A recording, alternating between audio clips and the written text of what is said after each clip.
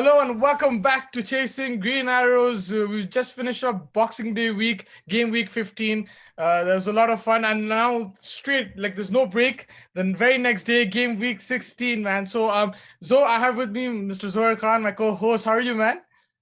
I'm good, man. It's been hectic, bro. So much footy, man. All I've done this whole weekend is just watch football back to back to back to back, and then it's again on from tomorrow. Yeah. In your famous words, the games are coming thick and fast. Thick and fast. I didn't want to say that, but that's what I meant because I don't want to be too repetitive. But that's what I meant. I Yeah, see you, bro. I see you. yeah, but bro, they keep coming, and there's no break. I think rotation is going to be key.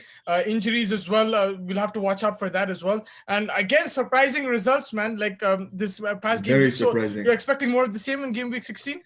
I think so, man. Like you hit the nail on the head. There's, just because of how condensed the schedule is, both because of, when the season started, COVID, all these things, and just, fitting all these fixtures into that same, there's only 365 days in the year, right? Yeah. So they got to fit everything in, and it's just squad depth becomes so important. You're losing players due to COVID, like, you saw with City that they're now missing Gabriel Jesus and they're missing Kyle Walker. Yeah. Same thing with Arsenal. They're missing Gabriel, who's isolating as a precautionary measure. So these things are factoring into it. You need to see, now you need to bring in players on the fringe, players that weren't necessarily getting game time.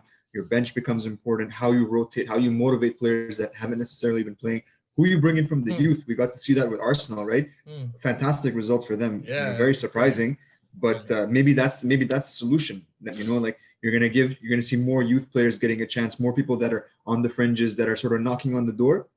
But yeah, I'm expecting more surprising results, to be honest. I like my picks are gonna be conservative because I'm trying to keep my place in the table. Yeah. But yeah, but like me and Abrar both benefited for sticking our neck out there because it's that kind of season. If it was any other season, we might be scoring like 0 points. But this season, bro, you guys got points for hating. That's what you guys got points for. I mean, it's a good year to take risks. That's all I can say. But if you look at the points table, you're still leading 58 points. You got 6 points this game week, which is average for your standards, but it's still keeping you on top. You still have a 4-point gap. I'm right behind you with 4 points below on 54, and then Abrar 52 and Ashish on 45. So it's still neck and neck, and I can see that you're going conservative. So I'm going to keep and trying attacking and try to come. Either I'm going to go past you or just go really far behind. I'm going to probably take risks. Bro, live by this word, die by this word. I love it.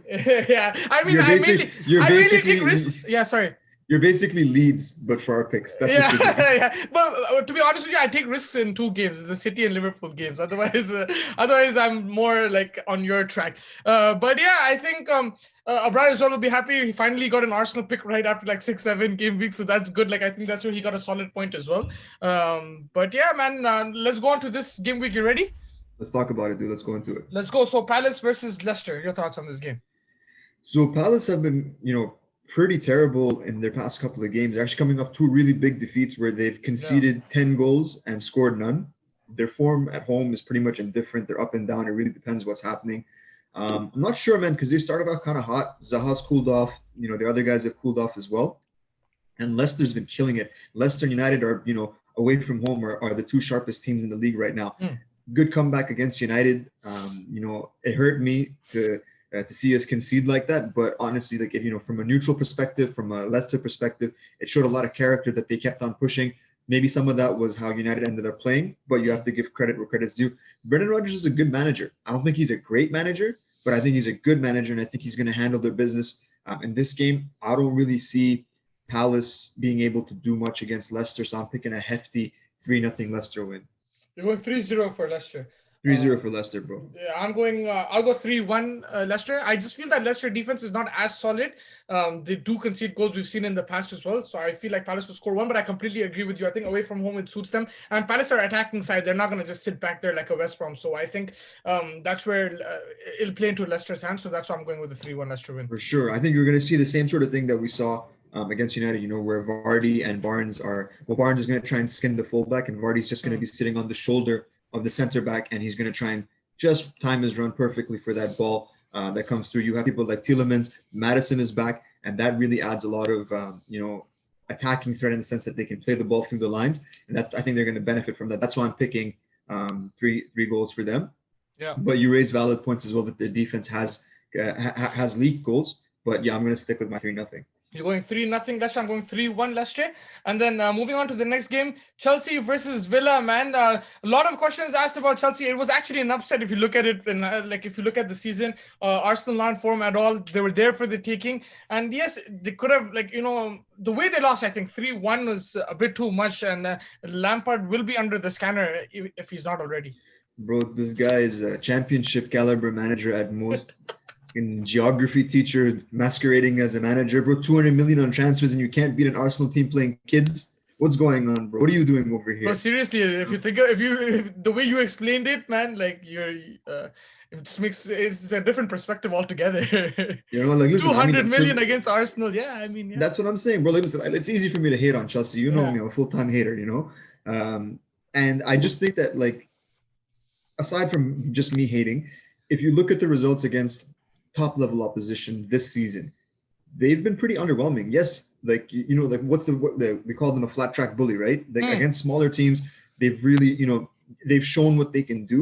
Yeah, which is important, but then you need to step up absolutely, you need to win those games against smaller teams, which are basically, if you think about it, are not guaranteed points, but easier points to grab than games against top 6 opposition, whoever it may be. But still, you would think that after that sort of spending. And in the middle, they went on a run where it looked like he had everything sorted out. There was some sort of plan in place, but I guess it's back to inculcating, as Donnie would say, But again, at home, Chelsea have been good. Away from home, they've been shaky. But shout out my man Carl. Villa have been great away. Chelsea struggle against top half opposition, and right now Villa is definitely top half opposition. So with respect to Carl, I'm picking a 2-1 Villa win over Chelsea. You're going 2-1 Villa, eh? 2-1 Villa, bro. Oh, wow. I think Villa is better than Arsenal, bro. So if Arsenal can score 3, I think Villa can definitely score 2. Yeah, I mean, fair enough. I actually, I had the same result written down, 2-1 Villa as well, to come to think of it. So I don't know why I'm surprised with your thing. I actually completely agree with you, man. Chelsea are there for the taking against big clubs. Clubs who attack their defense and stuff. They do. They are shaky in those kind of games. And we saw with Arsenal, and Arsenal have been poor. This whole month they've been poor. And with the youngsters Saka posed a threat, man. And they couldn't deal with it, Chelsea. So I feel that the likes of Grealish and even what's his name, bro, Al Ghazi, my boy, man. Bro. Ghazi, bro. That's it. But yeah, man, I don't think I'm gonna change it. 2-1 Villa as well. Let's go. Let's keep it, bro. Let's keep it. Let's go. Zoe, you're sticking your neck out here, man. I didn't expect that. Bro, some mind games to play right before, Yeah, 2-1 Villa for both of us. Everton versus Man City. City keeping some clean sheets, man, these days.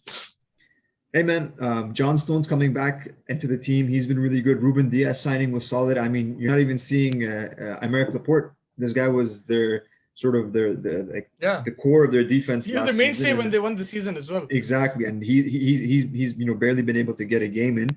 Everton, bro, 4-game win streak in the league. Rebounding after losses to Leeds and United, but you got to consider the fact that they don't have Richarlison because of that. Randy Orton RKO from Bailly knocked him out. So concussion protocol, he's got to sit out, I think, the next game or 2. I'm not sure how long he has to sit out. Yeah. But yeah, he got messed up. James has been out for a little bit, so I think the creative onus is definitely going to fall on Sigurdsson. And that kind of plays to him. He stepped up. He does. He plays best when he's in that number 10 role, right? That's his position. And obviously with the way James started off the season, with the way that they were playing, it's kind of harder for Sigurdsson to play in that preferred role. But yeah, he stepped up and he has been stepping up. City, on the flip side, bro, they've been struggling to score away. Home, different story, but away, they have been struggling to score goals. It's been 1 goal, 1-0, 1-1 draws. Points you wouldn't expect them to drop. And then Kyle Walker and Gabriel Jesus both out for COVID. We talked about this a little bit earlier. Aguero's back, but I don't think it's the Aguero that we're used to seeing.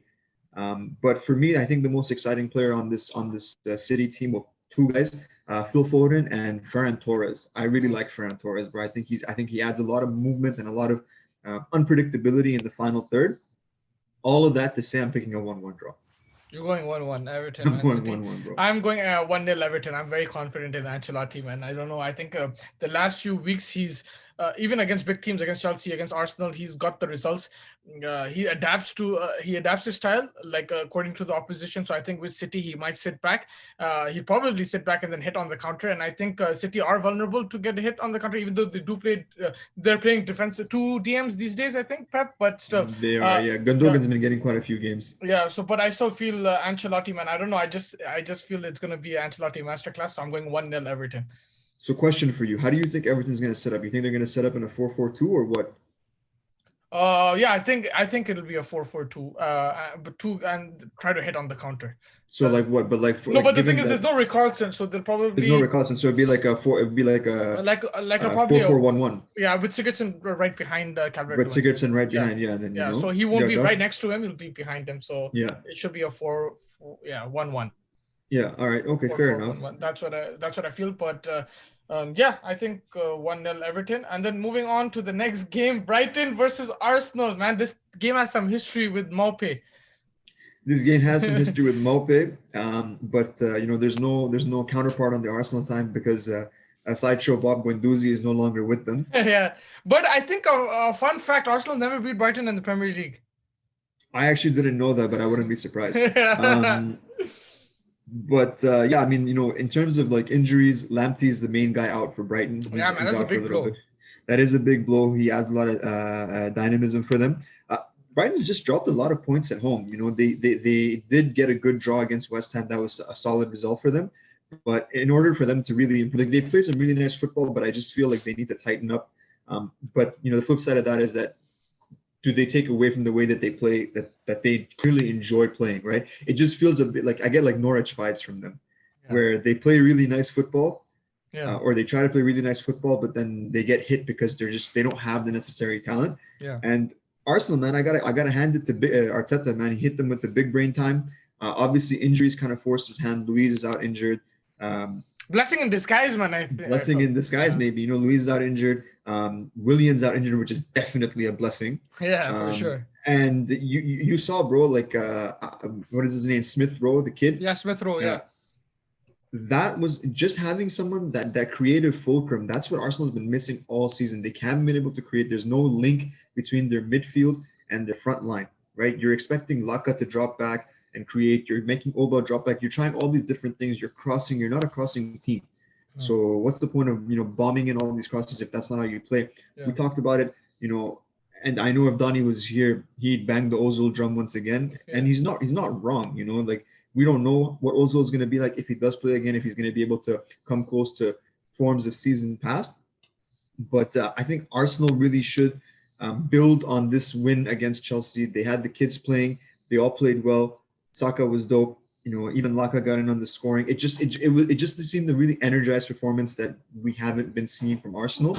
So I'm gonna stick my neck out for Donny and pick a 3-1 Arsenal win. Ooh, 3-1 Arsenal. Yeah, man, to be honest with you, it just goes to show those results. Like, they should be more upset with that. Like, look, because the Chelsea game, it showed that they have the talent, they have the skill, they have, like, you know, everyone's blaming the players. Yes, they perform badly, you have to blame the players. But I just feel that those players are not as bad as they showed. Like, you know, there's something else there which they need to work on. I don't know what it is. That team is disjointed, bro. That team is disjointed. It's like, you know, like you're putting in pieces that don't fit together as well. Like now you took off some players that are, let's say, you know, okay, let's use FIFA ratings, right? Yeah. Willian and, you know, like these guys are obviously going to have a much higher rating than someone like. But so then that's Arteta. Then that responsibility that's is on the Arteta. manager. That's on the manager, right? Yeah. And if you read the analysis that's been coming out, and if you want to, you know, lose brain cells and you watch AFTV, they've been crying out for this. Like, you know, they're not wrong, they're not right very often. AFTV, Robbie and the boys,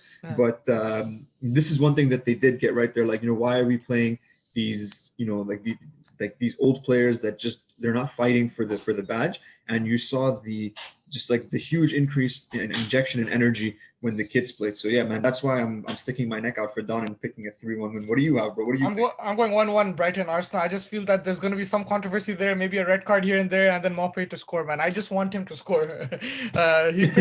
He pissed them off last time, and I just feel this is a banana skin for Arsenal. I don't think they'll be comfortable in this game. Every game's a banana skin for Arsenal. Is a banana skin. I mean, I think they'll be more uncomfortable in this game than the Chelsea game for sure. Even before we knew that they're going to thrash Chelsea. I think that. I wonder, bro. Like, sorry to cut you, bro. I wonder, but like, you know that Chelsea game was kind of perfect because there were no expectations. I think 100%. No one was expecting Arsenal to win and win, convincingly. So Arteta, he's like, all right, man, let me go big brain time and just, But now the expectations are back. He played a wild card. He played a wild card, basically. Yeah, but now the expectations are back. That's true. The expectations are back. I agree with you. Arsenal have the momentum, and this is what can swing their season and keep Arteta at the Emirates. I think if they win this game and win another few, and this is the time they need to make up for those losses. But I just feel this is not going to be the easiest game for them. So let me ask you something. What do you think? Do you think Henry watched the Arsenal game because Xhaka was playing? And if he did watch the game, what do you think of the goal? Because I haven't heard from Uncle Patrice about this. So I need to know. I'm definitely sure he watched the game, man. I don't know. I don't know if I'm sure everyone was saying the truth as well. I don't know. Maybe he didn't, but at the same time, I'm sure he saw the game, saw the goal. And if you're wrong, even if he's wrong, I think Henry will take that. He's the type of guy he's dedicated. He's so loyal to the club, I think he'll lead his words. I don't think he has any problem in that. There are players. You'll be happy to be proven wrong. Yeah, there are players in past United teams that are so frustrated, but then they come and score or they do something, and then you're happy to take it, So I think you'll be very happy. And Xhaka, that was an amazing performance, and it just goes to show your point. If you have a creative player creating chances, the likes of Xhaka will step up and do their job defensively as well. So I think that proves your point. So I'm going 1-1. Final question. Yeah, 1-1. You're going with final question. Did Saka mean to score that or no? He said he meant to score, but either way, man. I'm not going to say he didn't mean to score it. I don't think he meant to score, bro. To be honest with you, it probably didn't mean, but it doesn't matter, man. It went in. Back of the net, man. Back of the net. That's why I gave him a 10 on that. Bro, the bias was unbelievable. I couldn't believe you guys gave this guy a 10. To be very honest with you, he's been their best player even when they're losing. He's the main guy. That's so true. It wasn't just a goal. It's just been his performance, his pace, everything. He's been really good. So credit to the kid, man. I think moving on to the next game, this is gonna be Burnley versus Sheffield, man. This is gonna be a proper, what do you call it, a stalemate, man, I think. But yeah, your thoughts on this game? 17th versus 20th, man. I'm not exactly holding my breath for a goal fest, but that being said, Burnley have improved at home, even though they lost to Leeds 1-0 in the last game. Unlucky. They have unlucky, some would say that they should have had that goal. I'm happy that they didn't because I get the point for that prediction and you don't get the 3. Yeah. But personal interest aside, like I said, Sean Dyche has been sort of stringing together a few decent results. They had the win against the Wolves, a draw in between as well. So you see some signs of life. Sheffield have been pretty terrible everywhere, bro. They've only scored 8 goals, conceded 26, and out of that, two of their goals were against United that we gifted them essentially.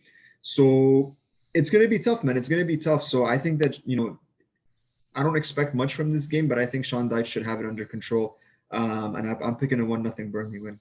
1-0 Burnley. I'm going 0-0, man. It's going to be a good game. A drab and dull affair, or you think it's going to be exciting? No, a good game to take a nap, man. I think it's gonna be dull. To be honest, I've been watching Burnley closely.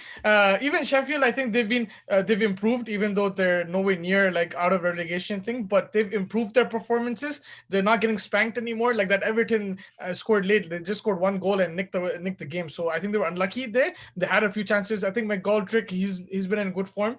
But at the same time, Burnley, they've taken points of big teams. So they're a very tough team to beat. He sets them up really well. Their manager, Sean Dyche, his name? Sean Dyche, bro. Big Sam's son. Yeah, that's how you pronounce it. Yeah, exactly. His son. Perfectly. And he makes it very tough to beat. So it's difficult to go past them. But I just feel Sheffield as well will defend. I think they'll look to away from home to sit back. So that's why I'm going with 0-0.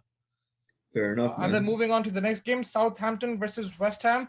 Southampton couldn't had to stick with the 1 point. They couldn't get the 3 points in their last game. West Ham, they're playing West Ham. It's not an easy opposition. So your thoughts on this game? So this is actually an interesting game, man. I'm really curious to see how this one pans out because Danny Ings is out. You know me, I'm a big Ings fan. I think he's dope. But yeah, they have struggled to score without Ings there. So I think you're going to see that same Che Adams, Shane Long starting front two. Yeah. And then West Ham, it depends, bro. West Ham's defense has been leaky. They played some really attacking football, but now they've kind of like the last game or two, it kind of regressed a little bit to more like what we're used to seeing from Moyes. I think the game changer is going to be someone like Said Benrahma because Mikel Antonio is out, and he's usually that sort of like that dynamo in their team. Yeah. Does Lanzini still play for them? I don't think so. I haven't seen him in a while. Yeah, I mean, like I haven't seen this guy in a minute. But yeah, so it really depends. I mean, if Moyes comes out to attack, it'll be an interesting game. I don't know if he will. Like, I don't know what goes on in that guy's head. But Ralph Hasenhüttl he's a good manager, bro. So I think definitely I'm gonna go with the 2-1 Saints win. You're going 2-1 Southampton. I agree with you, but I'm just flipping at 2-1 West Ham away from home. I think Southampton are playing some really good football, but I think the last few results will frustrate them, so they might over-attack and make themselves open. Yeah, leave some space at the back for West Ham. So I'm going 2-1 West Ham. And then moving on to the next game, United versus Wolves. United drew their last game, but they'll take some confidence from Liverpool dropping points. They're still not in the title race, but you can't say they're not either. Like, we don't know what's happening with United, but they will definitely want to win this game at home. And Wolves, your man Nuno, man, you're up against him. I don't know what it is, bro, but like they lose games and he comes back and he pulls out an amazing result like he did against Spurs. Nuno's he's a wily manager. He's cunning. Yeah. He's like a fox, He knows what he's doing, bro. He's a wolf, bro. He knows what he's doing. Yeah. And United makes the most out of it. Makes the most out of it. The thing about Wolves is, man, like they believe, man. They kept on attacking against Tottenham. Yeah. I do believe that was as a result of Tottenham sitting back so much 100%. and Mourinho being content to defend a 1-0 lead. Yeah. I don't think that's ever a good approach. I mean, it depends, like it depends on your opposition, but I feel like the more you sit back, the more you invite the opposition to play their game, right? Yeah. For United, finally stringing together some decent results at home. Home has been, the theater of screams, not the theater of dreams. But let's see if we can put something together to match our success that we've been having away from home. The defense absolutely has to improve. Absolutely has to improve. We cannot be allowing soft goals like the second one that Leicester scored. Even you could make the argument that the first one, the 2 goals that Sheffield scored, these are soft goals that any team that wants to genuinely contend for the title, they cannot be conceding goals like this. We've conceded so many. Our attack has been beautiful. They've really kicked into form and we're scoring goals. But you're really at this point, you can't be expecting us to score 3 goals every game because we're letting in 2. You made a point when we were chatting earlier how in the Ferguson era there were a lot of 1-0, 2-0 wins. Like we barely have any clean sheets in the league this season, and that's been a huge issue. We were basically first one of our issues was starting off slow. We were always slow out the blocks. That seems to be changing where we're starting quicker. But I would definitely think that teams are going to be looking to target United playing out from the back because that's where they can hit them. We have Maguire, who's not the quickest guy. So if you play a high press at that point, you can force United into making mistakes. We got away with one when Harry passed it back to De Gea. De Gea couldn't get it on his foot properly, and it was a mess. Luckily, not to concede. But those are issues for me. And then one small thing to consider, at least for United, is that both Wan-Bissaka and Lindelof are, I think, going to be ruled out for this game. They're not going to be able to play. So you're going to see Bailly again, most likely. And I think you're going to see Tuanzebe again. So it's a question of, do we play 3 at the back against Wolves? And then you have like someone like Tellez on one side. On the right, who do you play? All these things become, like maybe you play Tuanzebe as a right back or as a wing back. These are things to consider how the defense is going to fit together. Or are you just going to play a standard back 4 and have one of the center backs play as a right back, which could also happen. That being said, bro, you know me. I live by United, die by United. 3-1 to United. 3-1 to United. Yeah, I mean, some really good points there. And I think the one main thing you mentioned is the style of play now is changing. Like I think the fact that they know that they're going to concede goals is better to go out attacking. Before they used to like sit back and then concede the goal and then go. I think the fact that they're coming out more aggressive, I think that actually suits United. And yes, they need to fix their defensive issues, like you said. I'm going with a 2-0 United win against Wolves. I think it's an important game, and if they can keep a clean sheet against Everton, against City, they can keep a clean sheet against Wolves at home, and they should. I'm expecting. So I'll tell you something about especially the game against City. The defenses look good when we're playing a conservative game plan, but when we're playing free-flowing football, now it's a question of getting the defense on the same page. Be like, hey, okay, we're all going forward. There's going to be a lot of attacking. You need to keep that same energy that we do when we play conservatively in terms of our defense. That's valid point. There's one thing that I wanted to say, but it's gone out of my mind right now. Yeah, no worries if you... What I was going to say is that now, at least in the Leicester game, what I really appreciated was that Ole made very attacking changes. Yeah. He made very attacking changes. He took off Dan James, brought on Paul Pogba, took off Tony, brought on Cavani. I liked those changes. I thought those changes really changed the complexion of the game and should have won the game for us. But unfortunately, because of the defensive frailties that we've discussed, we had to walk away with a point instead of 3. Still, we have a game in hand, which would take us up to second, and we still play Liverpool home and away. So if we win those games, we go top of the table. I'm just saying. I like how you're thinking. I like the positivity, but yeah, man, I think that's why if you really want to challenge, this is a must-win game at home, and it's a time to show your intent as well. Like if you can have if you score 4 and 5, I think that's a really good statement that we're in this race. That game against Leeds, bro. That game against Leeds was beautiful because it really instilled confidence. Yeah, I think So I'm going 2-0. You're going 3-1 United. That wraps up that game, and then just 2 more games to go. Spurs versus Fulham. You mentioned Mourinho sitting back there. They had a 1-0 lead, but they paid the price for that, man. They should have gone and attacked and scored another goal, and they kept it too late and they conceded. Absolutely. I think that, that should be a reality check for this Spurs team. In a way, it'll feed into Mourinho's thing that, because he doesn't want to be the favorite either. I think he performs best when he's in that underdog role because he gets to build that siege mentality with his team. It's us against the world, right? But yeah, you definitely want to see a little bit more positivity. Ndombele was their best player. He got taken off, I think, in the 60th or 65th minute. Maybe that wasn't the best move. Maybe you don't want to shut up shop so early. And you saw that in the second half, Wolves grew into the game exponentially, and they really just on the basis of how the second half played out, Wolves deserved to get more than a point, I think personally. And that's not going to sit well with Mourinho. To concede a goal like that, concede a goal off a corner, those are things that will just raise his blood pressure, and you know that he's going to let his defenders have it. Davison Sanchez, he played this game. I'm not saying the goal was his fault, but he hasn't been, as impressive. Really frustrating for them. He's been really frustrating for them. Yeah. And man, I mean, Bale's injured. Giovanni Lo Celso is injured. Bale's, for me, so far has been poor. He's been underwhelming for them. And probably if this continues, we're gonna have to write a season off as a flop. Yeah. But so far, jury's out. Fulham have tightened up defensively. They've been, they haven't necessarily been getting wins, but they have been getting a lot of draws. They have been, they haven't been conceding a huge number of goals as of late. So Scott Parker's getting the message through. But me and my love affair with Jose, so I'm going to go 2-0 Spurs. I'm going 1-0 Spurs. The same thing too. Hopefully they hang on this time, but that's it. 1-0 Spurs. But yeah, I think your points, especially about Scott Parker, the way he's setting up the team, I think it's a really good point because the results might not be 3 points, but they're doing a really good job considering the opposition they're playing. So yeah, I think credit to them. And then moving on to the last game, Newcastle versus Liverpool. Where you guys at, man? All you guys predicting Liverpool wins, bro. Come on. Bro, you know what? I did it just to let you back into the game, man. Just some Big Brother stuff. Bro, how can you go against Sam Allardyce? I don't get it, man. I don't get it. How can you go I know, man. I don't know why I picked against Big Sam.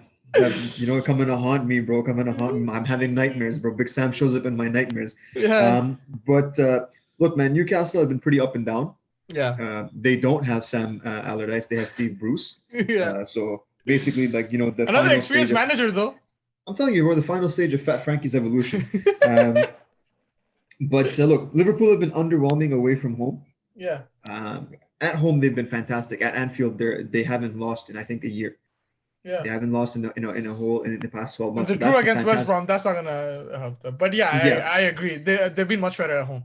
but again, that draw against West Brom. I mean, if you look at just the way the game played out, Yeah. sure, Big Sam got the point, and he's going to be very happy with it. And Yeah. he set up his team in a way that you would expect him to. Yeah. I think Liverpool had something like 70 something percent of the possession. They had Yeah. 15 shots to whatever West Ham managed to muster. So that's something that Newcastle can take some hope from. But Yeah. at the same time, on any other day, you would expect that Liverpool would be able to convert more of their chances. And I think that they're really going to want to make a statement because it's like they want to extend their lead at the top. This was the perfect opportunity for them with Tottenham drawing, with United drawing, with Leicester. Essentially, all the top, Yeah. after that, like, 2, 3, 4, all drew and dropped points. So this was Liverpool's opportunity to, extend their lead at the top. But thankfully, they also dropped points. Yeah. But I do think that they're going to come out. Klopp's going to take a lot of things to heart from that West Brom game. So I'm gonna go with a 2-0 Liverpool win, bro. 2-0 Liverpool. I'm going 2-1 Newcastle, man. I went to draw last time, but I think this time let's just go one up, Risky man. business. Let's go. Let's throw in the dice and the Sam Aller dice and go for the win this time, bro. Let's go for the win this time. If Big Sam can restrict them to a draw, my man Bruce, ex-United player, can get the win, man. He can get the win.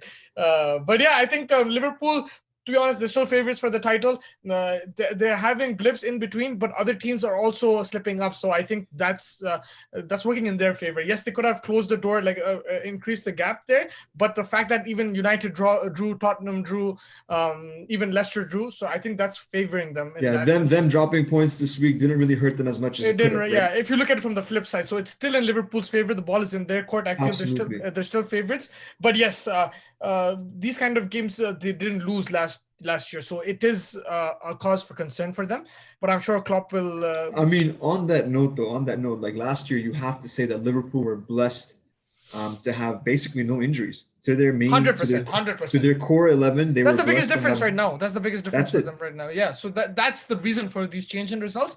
But at the same time, the attacking threat, I think they could have still scored goals. They weren't as clinical enough. I think Salah was not at his best. He was slightly poor for his standards. So I think they'll need to work on attacking side of things as well in these kind of games. Maybe try something different, a long ball, a corner. I don't know what it is. They need to try. Do you want to laugh? Yeah. So I was just on social media, and like there was this post that was like a Liverpool thing, and some guy had the nerve to say that Salah and Gini Wijnaldum, he's like, these are the most useless players I've ever seen. Sell them. Get rid of them. How are you not giving the ball to Mane? And I wanted to reach through my screen and slap this guy twice. You're like, what are you saying, bro? I don't know. Salah, he just had a bad day. I mean, any player has the right. Any player can have that. Yeah, any player can have that. He's been bagging points for all FPL managers. So, like, I mean, no one can complain about him. It's just one bad game. I think he'll come back strong. And I think this game, it'll suit him away from home. They will have chances. So it's just about taking those chances. So, but I'm still going Newcastle 2-1. And that wraps up. That's how these this wraps up these predictions. It's going to be a roller coaster ride, back-to-back games again. I think from Monday all the way to Wednesday, if I'm not mistaken. So enjoy sorry, man. And then so these are Monday to Wednesday. And then when's the next game week after that? Is it right after? On January the 1st, I think that's going to be if I'm not mistaken. Bro, yeah, jokes. So I don't know if they have a break after that for the FA Cup or something, but it looks like a back-to-back game. Right now, it's going to be very hectic. So keep an eye out on injuries. Keep an eye out on rotation. I think that'll, affect your fantasy team. It'll affect your predictions. Even if you're supporting a team, it's good to know, what's happening in and around the squad. So, and even COVID tests and stuff. So I think for sure it's a very hectic time. So anything can happen. I think it's going to be another really exciting game week. So I have a question for you. So Rashford, they say, hurt his shoulder. Yeah. I don't know how much he hurt his shoulder, and if it was from the yank that who was it, man? Who pulled on his arm? Anyways, it was nothing. Like if that's what hurt his shoulder, I don't know what's going on. But they say he has a shoulder injury or there's a back injury that he's been nursing. Let's say Rashford doesn't play. Yeah. Okay, so then would you go two at the front, Cavani and Tony, or would you run it differently? Would you put Tony on the left, Cavani in the center, Mason on the right? Yeah, get in Greenwood, man. If he's not there, Rashford's not there, stay with that formation and get Greenwood. Because I'll tell you something. Because Mason, I feel he's trying too hard this season. Yeah. He's trying to. You see, every time he gets the ball, he's trying to pull the trigger every single time when it just needs to slow down and take a breath. You know, that's 100%. But I think with Cavani there, and like he'll get into those spaces. And I think you need, against Wolves, you need to keep creating chances. Even if he misses them, he needs to keep the pressure on, and they will succumb. So I think someone like a Greenwood, at least it'll provide some pace and some width as well. It might be too narrow with Martial and Cavani because Wolves will sit like Nuno is smart, man. He's gonna sit back when he needs to. So in that sense, I think it's good to have that extra width. And like our right backs, our full backs are not as attacking. Maybe Telles and Shaw are, but the right side is definitely not that attacking. Yeah, so I think you need somebody like a Greenwood to provide that width. So yeah, if you have an injury, a like for like replacement is probably the best option to go first. And then if you don't have like to like, then do something different, change your formation. Change the formation. Yeah, I see you. Yeah, because I think there's the option to play the the 4-4-2 diamond, right? Yeah. That's like we usually alternate between a 4-2-3-1 and a 4-4-2. Yeah. Unless we're playing 3 at the back. So that's just something to consider. With Giggs and Ronaldo, that's what they used to play like under Ferguson before Ronaldo went striker. So I think it is a good formation, but I don't think we just have those fast wingers That's it. Like for me to play, like, let's say, for example, if you're going to go 4-4-2 and you're going to play with wingers, I think playing Mason there is putting him too far back. Yeah. Like you need to have him starting closer to the goal, I think, personally. Yeah. So that he can give that back line fits, as opposed to having him navigate through midfield. Yeah, no, definitely. That's also a point to consider. But yeah, I think anything else? Any last points? No, man, I'm looking forward to this game week. I really want United to pick up points and other teams to drop points. You know, that's it, bro. I'll gladly concede my place in our little table if United can profit as a result of it. You know what I'm saying? Yeah, I mean, it's going to be really exciting. Let's see how it goes. But thank you so much for joining me, and hope to see you soon after this game week, man. Sounds good, man. Always a pleasure. Thanks for having me. No worries. Take care.